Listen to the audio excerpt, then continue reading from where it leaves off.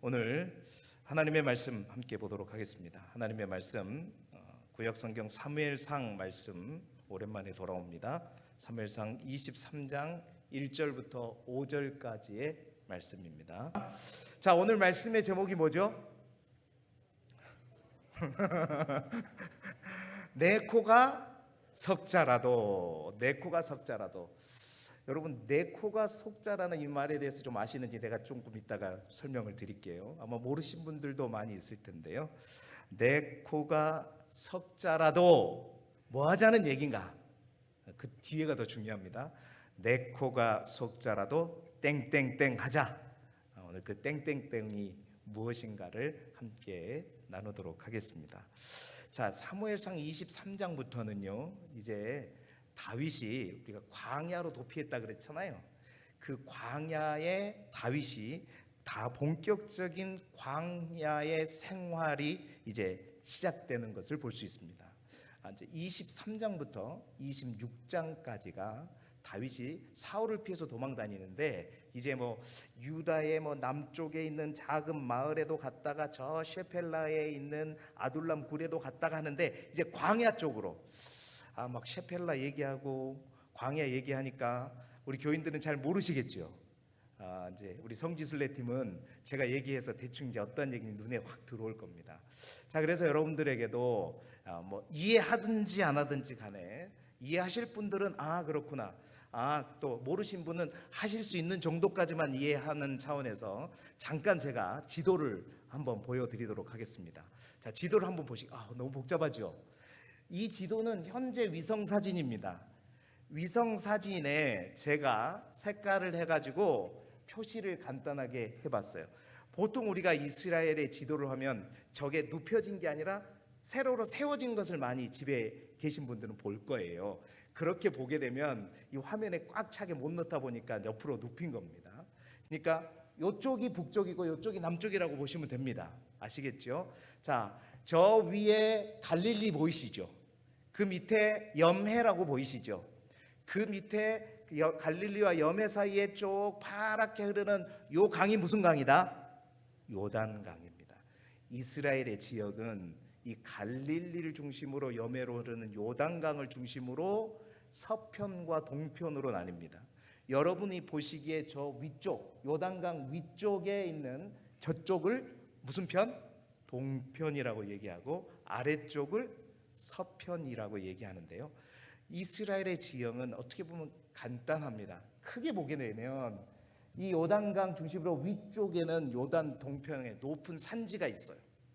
그리고 반대쪽 아래쪽으로 내려오면 뭐예요? 좀 색깔이 어떻게 해요? 흑색이 나잖아요.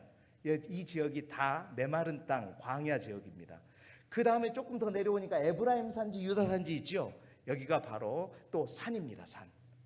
그러니까 저쪽 동편에 산이 있고 푹 꺼져가지고 요단강이 있고, 그 다음에 뭐가 있어요? 광야 같은 메마른 땅이 있고 다시 산이 있는 거예요.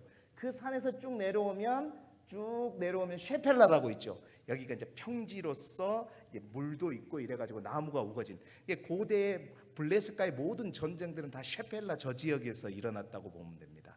자, 여기서 우리가 주목할 것은 다른 데는 알 필요 없어요. 자, 여기에서 우리가 다윗이 사울에서 쫓기면서 23장부터 26장까지 쫓기는 지역이 어디냐? 바로 유대 광야라고 하는 저 부분입니다.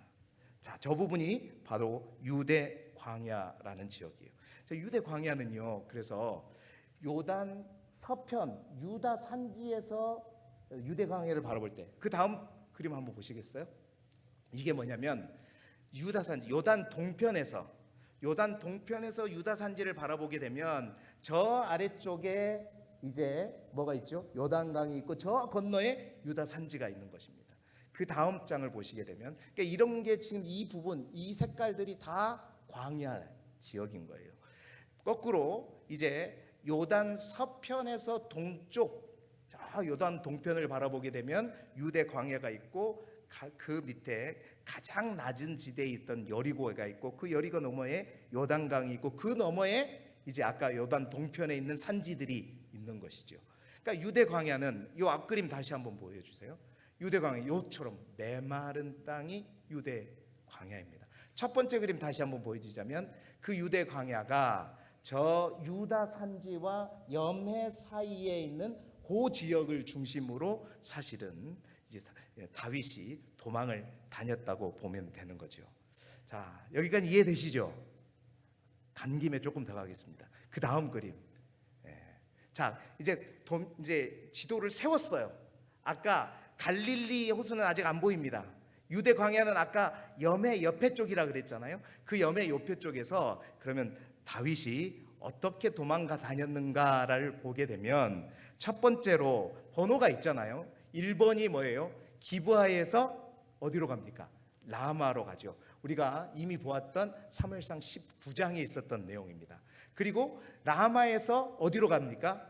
2번 노브로 가죠. 그 노브 제사장이 있는 그곳에, 그게 사무엘상 21장에, 그러니까 기브아, 라마, 여기는 아직 광야가 아니에요. 그래서 노브에서 이제 다시 어디로 가요? 블레셋에 있는 가드 지방으로 갑니다. 블레셋 나라로. 그 가드로 사무엘상 21장에 가서 거기 가서 뭐 했어요? 침 질질 흘리면서 미친 채 했잖아요. 그러다가 다시 이제 어디로 왔죠? 22장 1절에 보면 아둘람 굴로 왔어요. 그 아둘람 굴이 어디냐면 아까 첫 번째 지도에 봤었을 때 유다 산지 밑에 해변 그 지역 사이에 있는 쉐펠라라고 하는 그 평지 지역, 그쪽에 있는 굴이 바로 아둘람 굴입니다. 그 아둘람 굴에 있으면서 다윗이 뭐 했어요? 하나님을 깊이 있게 체험했죠. 하나님을 깊이 있게 만나면서 가장 인생의 밑바닥에 가가지고 거기에서 다시 일어서는 경험을 체험했잖아요. 그러면서 다시 하나님의 부르심을 받고 유다 땅으로 가기 전에 어떻게 했죠? 부모님을 저 모압 아베스에 가가지고 모압 왕에게 맡겨놓고 왔잖아요. 그래서 모압으로 다시 건너간 겁니다. 그게 몇 번이죠?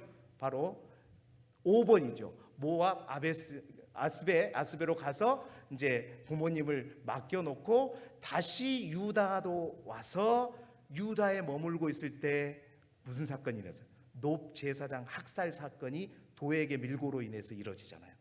그러면서 그 유다 주변에 머물고 있던 이제 다윗과 400명 그 사람들이 이제 그일라로 옮겨가는 것이 오늘 23장 1절의 내용입니다.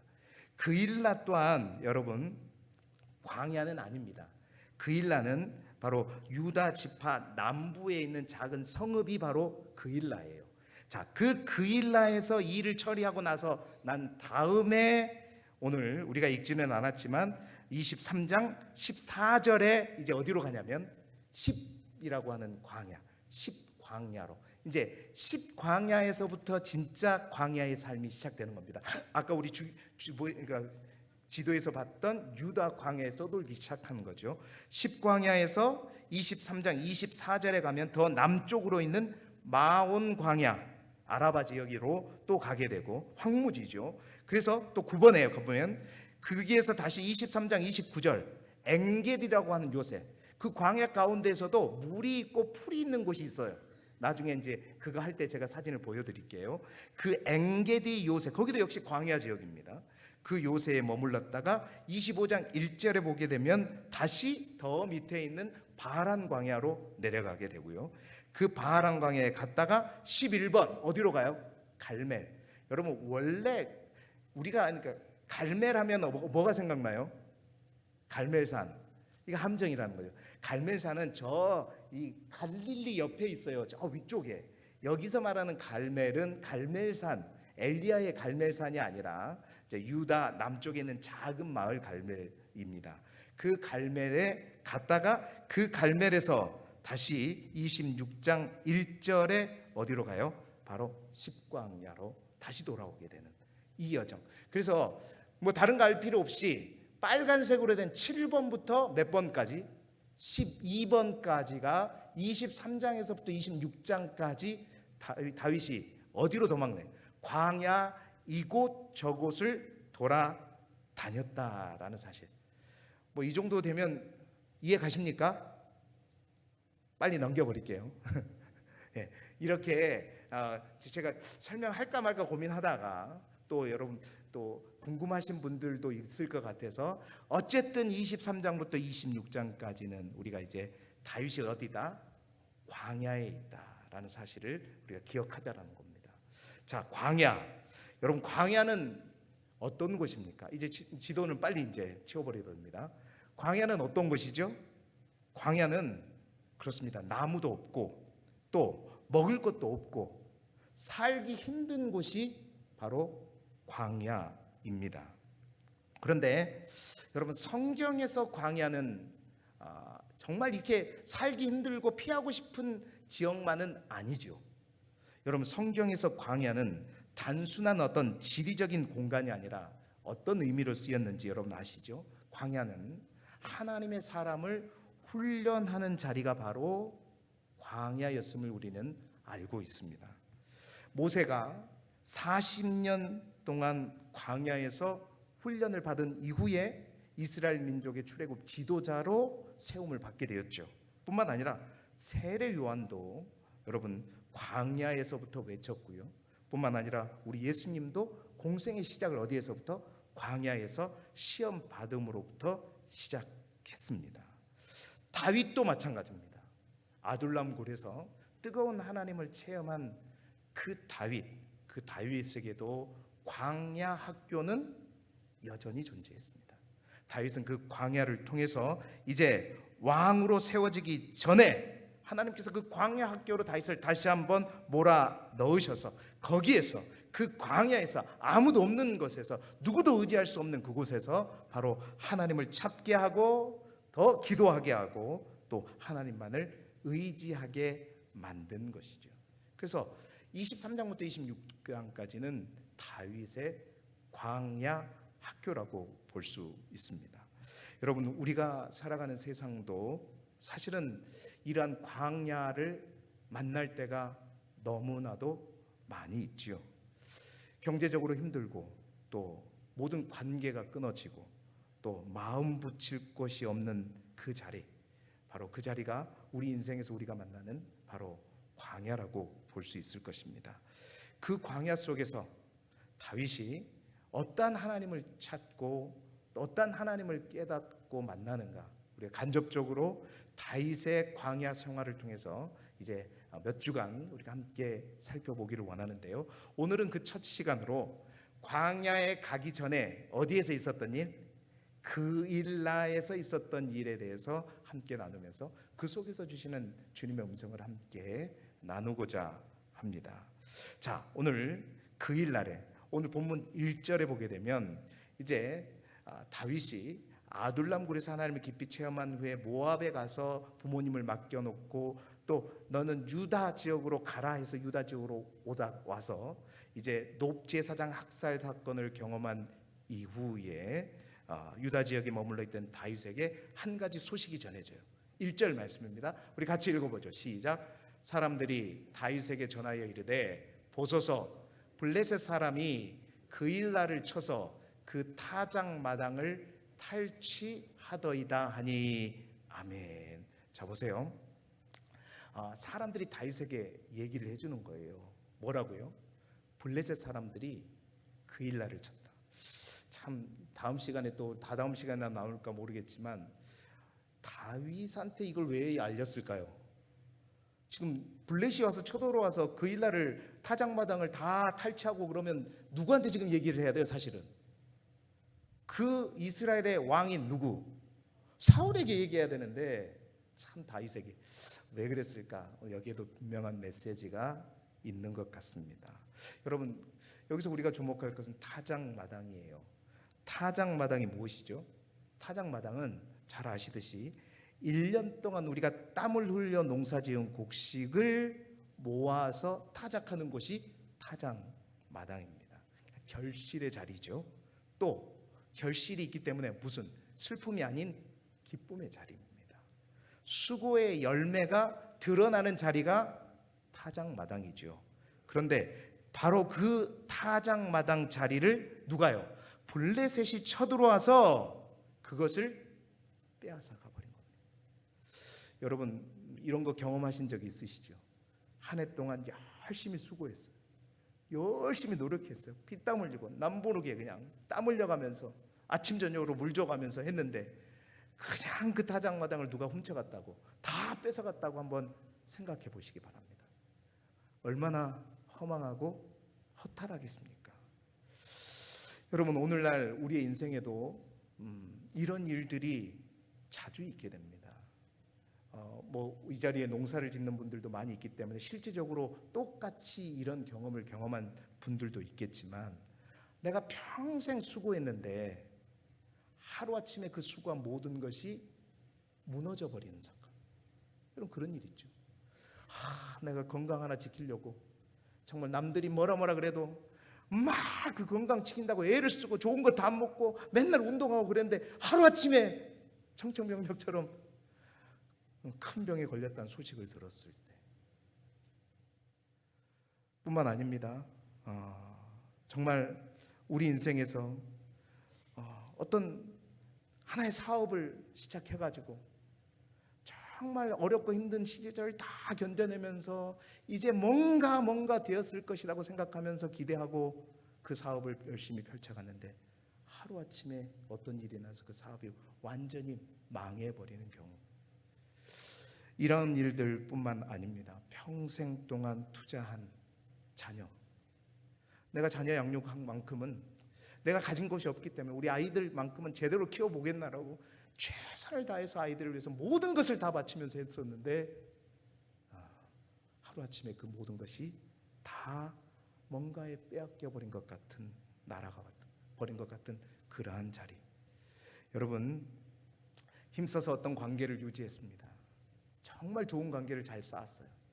그런데 그렇게 수고하고 애쓰면서 쌓았던 그 관계가 하루아침에 어떤 사건과 일로 인해서 완전히 틀어져 버렸을 때, 여러분, 우리 인생의 타작마당이 바로 그런 곳입니다. 그런 곳을 만날 때가 있으시죠? 우리 인생에도 수많은 타작마당이 블레셋이라고 하는 어둠의 세력, 악한 영의 세력에 의해서 다 빼앗겨버린 것과 같은 그런 때를 만날 때가 분명히 있습니다. 코로나가 지난 지 얼마 안 됐지만 코로나 때 그런 일이 겁나게 많았잖아요. 그렇죠? 수년 동안 그 조그만 구멍가게를 열심히 노력해서 일구 왔는데 코로나로 인해서 사람들이 오지 않고, 뭐 큰 업체 같은 거, 큰 기업체 같은 경우는 끄떡이 없었겠지만 그 작은 가게가 평생 동안 몸바쳐 했던 그 분식 가게가 하루아침에 완전히 주저앉아 버리게 되었을 때, 여러분, 그 자리가 바로 우리 인생에서 만나는 타작마당을 다 탈취당한 그 자리입니다. 자, 그 일날 사람들도 똑같았을 거예요. 그런데 그들이 한 가지 그 상황 속에서 잘하는 것이 있어요. 오늘 첫 번째 메시지는 바로 거기에 있습니다. 바로 그 문제를, 중요한 것은 사울에게가 아니라 누구에게 전했다? 다윗에게 전했다는 거예요. 여러분, 이게 굉장히 중요해요. 저는 이게 그냥 보이지 않았어요. 당연히 누구한테, 다른 나라 민족이 이 그일라 마을을 쫓아와가지고 다 뒤집어가고 탈취해가는데 누구한테 말해야 됩니까? 당연히 사울한테, 왕한테 얘기해야 되죠. 그런데 누구를 찾아갔다는 거예요? 다윗을 찾아갔다는 거예요. 왜 다윗을 찾아갔을까? 여러분, 이게 그일라 사람들이 정말 그 가운데에서도, 그 어렵고 힘든 절망과 허탈함 그 속에서도 잘한 일입니다. 그게 뭐냐? 혼자 끙끙 앓지 않고, 절망하거나 좌절하고, 또 모든 것을 포기하지 않고, 그는 하나님과 관계, 하나님과 온전히 서 있는 하나님의 사람을 찾아가서 이 일을 부탁했다는 거예요. 사랑하는 여러분, 우리도 힘들 때 습관처럼 우리 많은 사람들은 세상의 방법을 찾습니다.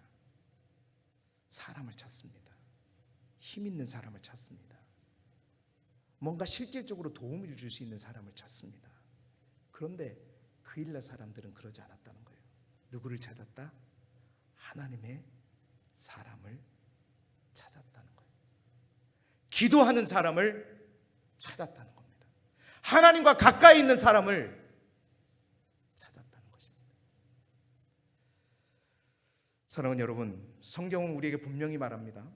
야고보서 5장 16절 말씀 읽어보겠습니다. 시작. 그러므로 너희 죄를 서로 고백하여 병이 낫기를 위하여 서로 기도하라. 의인의 간구는 역사하는 힘이 크니라. 아멘. 누구의 간구는? 의인의 간구는 역사하는 힘이 크니라. 할렐루야. 여러분, 성경이 말하는 의인이 누구입니까? 성경이 말하는 의인은 바로 하나님과 올바른 관계를 맺고 있는 사람입니다. 다윗이 아둘람 굴에서 하나님을 깊이 있게 만나고 회복된 다윗이야말로 진정한 의인이었죠. 그 하나님과 온전한 관계를 맺고 있었죠. 그 일날 사람들은 그 다윗에게 가서 기도를 부탁한 것입니다. 그 문제를 이야기한 것입니다. 여러분, 그리고 그 기도를, 그 다윗의 기도를 누가 들으셨다? 하나님이 들으셨다는 거예요. 여러분, 기도하는 사람 곁에 붙어 있는 것만으로 복이 되는 줄 믿습니다. 믿으시면 아멘 더 크게. 기도하는 사람 곁에 붙어 계십시오. 진짜입니다.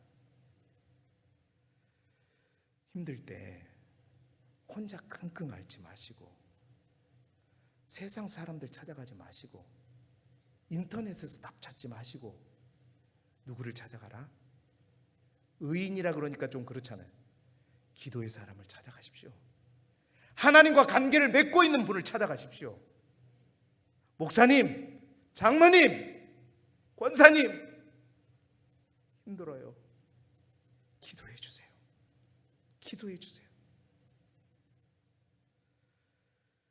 여러분, 힘들고 어려울 때 우리 인생의 타작마작이 하루 한순간에 탈취당했을 때 여러분, 혼자 울지 마시고 기도의 사람, 하나님의 사람, 복 있는 사람을 찾아가셔서 기도 부탁하시고 함께 기도하시기 바랍니다.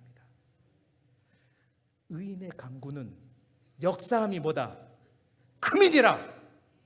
나는 직접 기도하지 못하더라도 여러분, 그분들에게 부탁하세요. 그분들에게 부탁하십시오.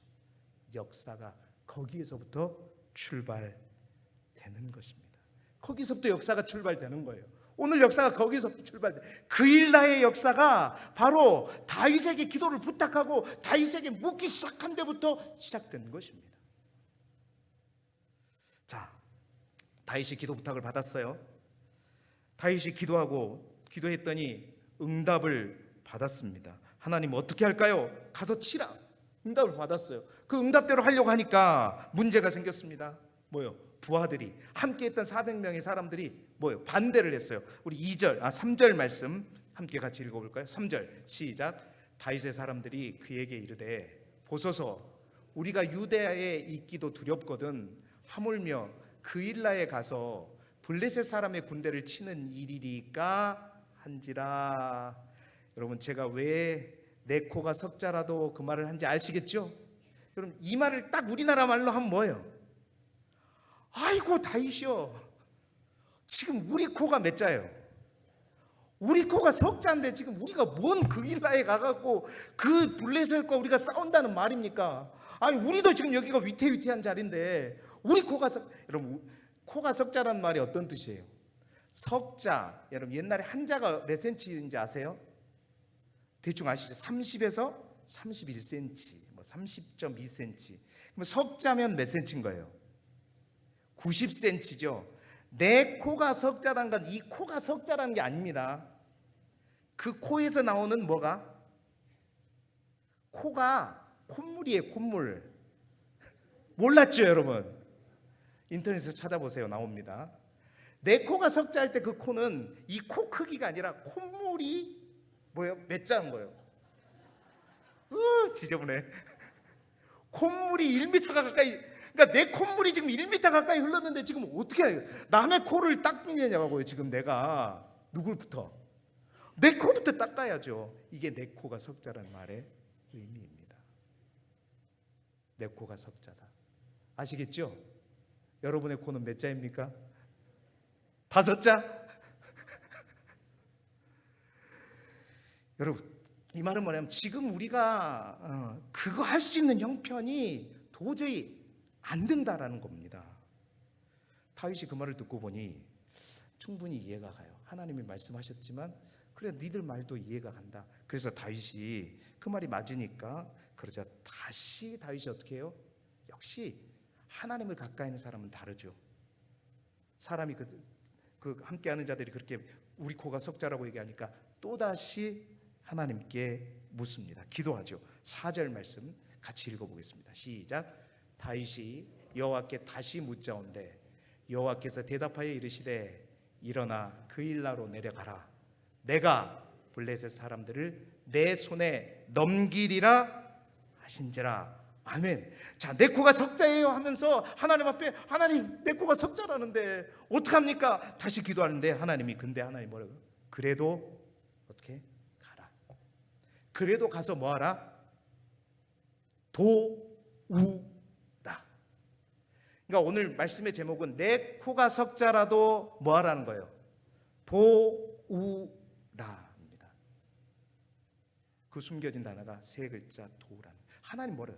네 코가 석자라도 가서 도우라는 겁니다. 네 상황이 다급해도 하나님 뭐라고 하냐면 하라는 겁니다. 여러분, 이 말씀을 우리 모두 가운데 적용해 볼 수 있기를 바랍니다. 여러분, 하나님이 우리 코가 석자라고 해서 정말 우리가 도와줘야 될 사람들을 다 무시하고 그러면 니만 살아라 이렇게 하시는 분이 우리 하나님이신가? 하나님은 절대 그런 분이 아니십니다. 우리가 솔직히 한번 말해보자고요. 여러분, 우리 인생에서 내 코가 석자 아닐 때가 얼마나 있을까요? 그 석자라는 그 잣대가 다 달라요. 어떤 사람은 규정적인 딱 작대로 진짜 이 정도가 석자인데 어떤 사람은 이 정도만 봐도 석자처럼 보이는 사람도 있고요. 여러분, 우리 인생에 보게 되면 내 코가 석자 아닐 때가 솔직히 말하면 없어요. 내가 형편이 풀렸을 때, 뭔가 좋아졌을 때 뭔가 한다? 그때가 올까요? 살아봐서 알잖아요. 잘 안 와요. 잘 안 옵니다. 그 말은 뭐냐면 안 한다는 거죠. 교회 봉사, 선교, 구제 다 마찬가지입니다. 요즘 교회에 재정이 풍성한 교회가 어디 있겠습니까? 다 힘들죠. 우리 교회도 지금 집 하나 짓는데 돈이 너무 많이 들어가고 지금 이비당이 하잖아요.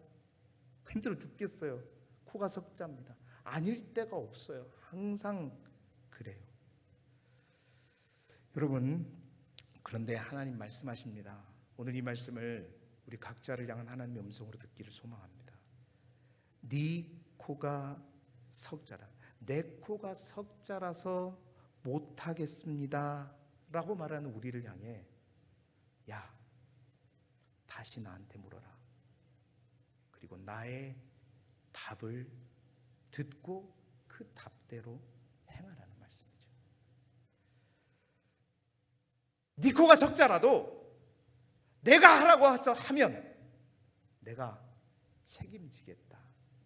여러분, 이것이 오늘 숨겨진 하나님의 음성인 줄 믿습니다. 여러분, 여기서 중요한 것은 무조건 감정에 휘둘려서 돕는 것이 아니라 하나님께 묻는 것입니다. 다윗이 왜 2번이나 기도했어요? 한 번 기도해서 하나님의 음성을 들었는데 왜 또 기도했어요? 하나님께 묻는 것입니다. 우리도 어떤 결정 앞에 무릎을 하나님 앞에 늘 꿇고 이것이 하나님이 원하시는 일이라면 어떻게 하나님이 기뻐하시는 일이라면 또 하나님이 반드시 하라고 하시는 일이라면 내 코가 석자라도 어떻게 해야 된다? 해야 된다는 겁니다.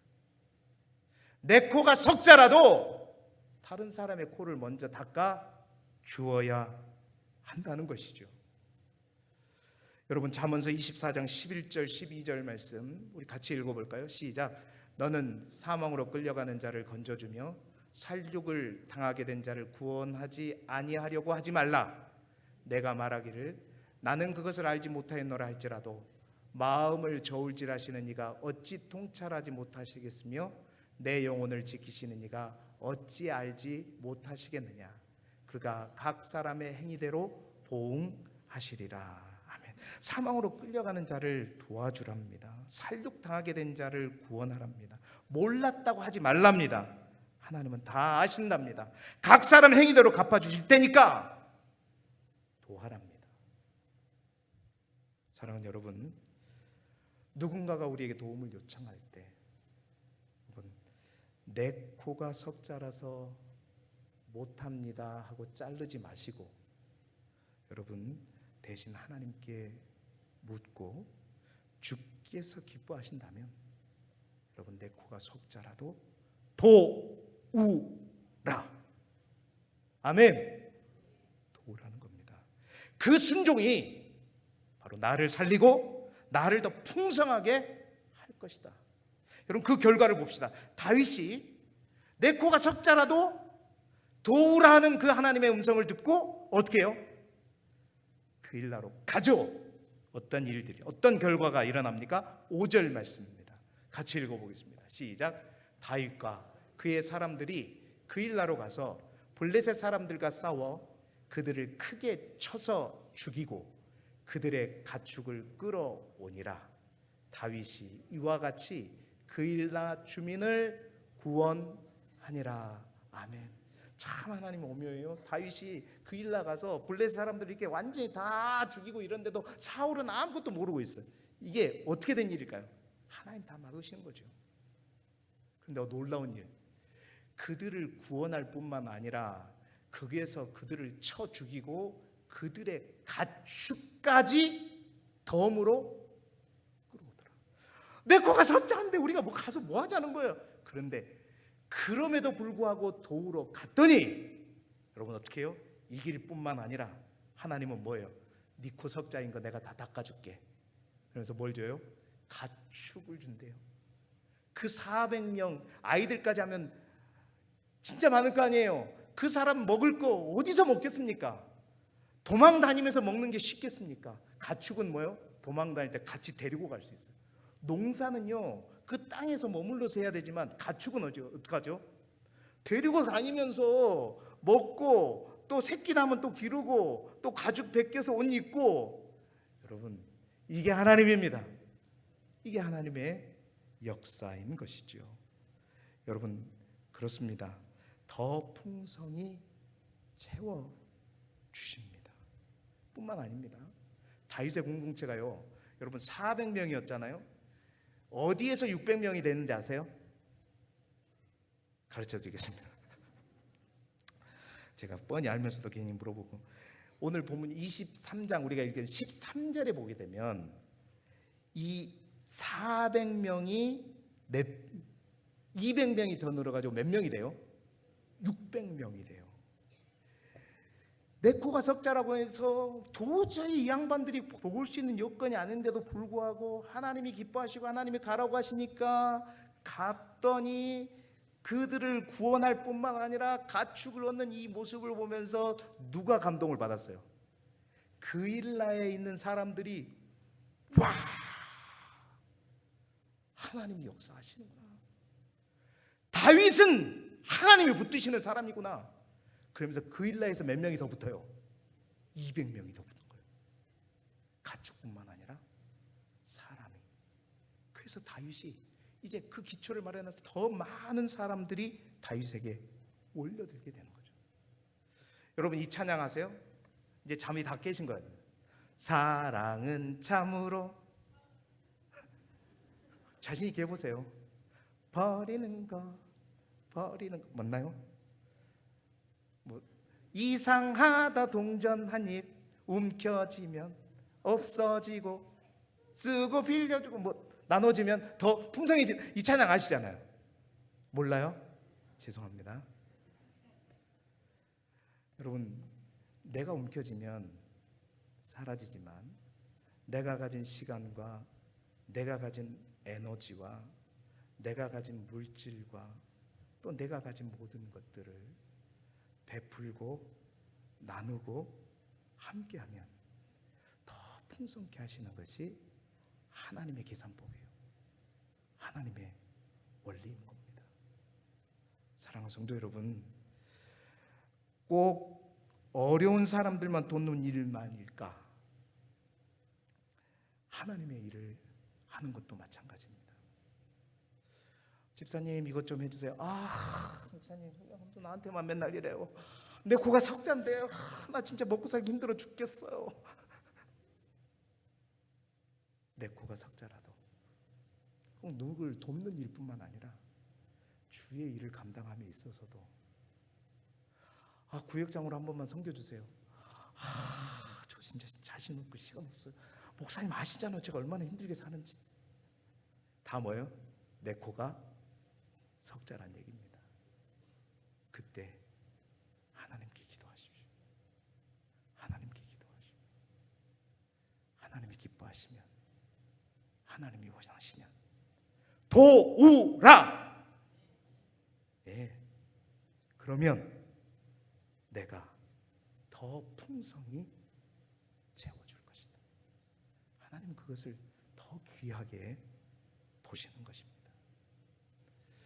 어떤 목사님이 누가복음 5장의 이야기를 얘기하시더라고요. 누가복음 5장에 보면 이제 예수님이 베드로의 배를 빌려서 그 베드로의 빈 배에서 설교를 하시는데, 그날이 어떤 날이냐, 하필 베드로가 밤새껏 그물을 놨는데 물고기를 하나도 못 잡은 날이었잖아요.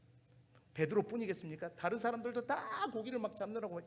그 당시에 뭐 얼마나 부자였어 베드로가. 하루 고기 잡아가지고 그거 가지고 가족들 먹이 살리고 막 이럴 때였잖아요. 자, 그런데 그 예수님이 오셔가지고 시몬에게 그러잖아요. 깊은 데에 가서 그물을 내려 고기를 잡아라. 시몬이 뭐라 그래요? 내가 밤새도록 수고했는데 잡은 것이 없지만, 그런데 고기 잡는 데는 사실은 뭐 예수님 뭘 아시겠어요? 설교는 할 줄 알지. 근데 내가 뭐라 그래요? 말씀을 의지하여 그물을 내리겠나이다. 그래서 그물을 내렸더니 하나도 안 집히던 고기가 그물에 가득하게 돼 있잖아요. 그때 어떻게 돼요? 그때 여러분 5장 7절에 뭐라고 하는지 아세요? 5장 7절 같이 읽어보겠습니다. 시작. 이에 다른 배에 있는 동무들에게 손짓하여 와서 도와달라 하니 그들이 와서 두 배 채움에 잠기게 되었더라. 어떤 목사님이 이 말씀을 이렇게 해석하더라고요. 그때 당시 여러분 다 갈릴리에서 고기 잡는 하루 잡아서 하루 먹고 사는 그런 사람들이었어요. 배가 두 척만 있었겠냐는 거예요. 여러 개의 배가 많은 사람들이 있어서 베드로가 그물을 내렸더니 말씀에 의지해 그물을 내리더니 고기가 막 오니까 야 와서 나 좀 도와줘 그랬더니 많은 사람들이 다 들었겠죠. 그 중에서 야 뭘 도와줘, 나도 지금 내 코가 석자인데 나도 지금 고기 잡아야지, 우리 가족이라도 하루 또 먹고 살 거 아니야, 이러고 있었을 텐데 여러 배가 왔을까요? 한 배가 왔을까요? 한 배가 왔겠죠. 근데 그 한 배가 왔는데 그 한 배가 와서 도와줬더니 그 결과가 어떻게 되었어요? 두 배의 채움에 잠기게 되었더라. 사랑하는 성도 여러분, 그렇습니다. 오늘 말씀대로 내 코가 석자일지라도 와서 도와달라 할 때, 그것이 힘들고 어려운 분들의 부탁이든지 또 교회의 부탁이든지 누구의 부탁이든지, 여러분 그 일들을 만났을 때 아무리 내가 힘들고 나 또한 궁핍하고 내 코가 석자일지라도 여러분 반드시 하나님께 물으십시오. 그리고 하나님 주신 감동에 따라서 이것이 하나님이 기뻐하신 일일진데 여러분 도우십시오. 하나님께서 두 배에 가득 차게, 나뿐만 아니라 그들 또한 구원해 주실 줄 믿습니다. 여러분 오늘 말씀 세 가지로 기억하십시다. 나의 타작마당이 무너질 때 여러분 혼자 끙끙대지 마시고 먼저는 하나님의 사람, 기도의 사람에게 가서 기도를 요청하십시오. 함께 기도하십시오. 또한 누군가가 그러한 기도를 나에게 요청할 때 여러분 내 코가 석자라도, 내 코가 석자이기 때문에 무시하지 마시고 하나님께 더 기도하면서 그 문제를 물으십시오. 넉넉할 때는 막 도와줘도 되죠. 내 코가 석자일 때. 그리고 그 하나님이 기뻐하시는 일이라면 내 코가 석자일지라도 여러분 더 열심히 최선을 다해 도우십시다. 그러면 하나님이 역사하실 것이고 채워주실 것이고 2배가 가득하게 하실 줄 믿습니다. 그러한 풍성함이, 나눔과 도움으로 인한 풍성함이 저와 여러분의 가정 가운데, 주님의 몸된 교회 가운데 함께 하시기를 그리스도 예수 이름으로 축원합니다. 여러분, 우리 인생은 언제나 내 코가 석자이죠. 그러나 중요한 것은 환경이 아니라 주님의 말씀입니다. 이제 우리 이 찬양을 함께 부르시면서 고백하기를 원하는데요, 내 상황이 아니라 주님의 말씀에 따라 움직이는 우리의 배, 우리의 삶이 되기를 소망하는 그 마음으로 주님이 말씀하시면 내가 가겠습니다. 주님이 멈추라고 하시면 아무리 좁고 잘 되더라도 멈추겠습니다. 오늘 이 찬양 부르시면서 함께 기도하며 나아가도록 하겠습니다.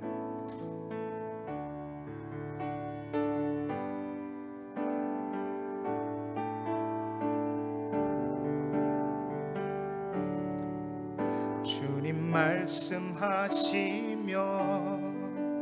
내가 나가리다. 주님 뜻이 아니면 내가 멈춰서리다. 나의 가고 서는 것 주님 뜻에 있으니 오 주님 나를 이끌. 우리 다 함께 찬양하겠습니다. 주님 말씀하시면, 주님 말씀하시며 내가 나가리다. 주님 뜻이 아니면 내가 멈춰서리다.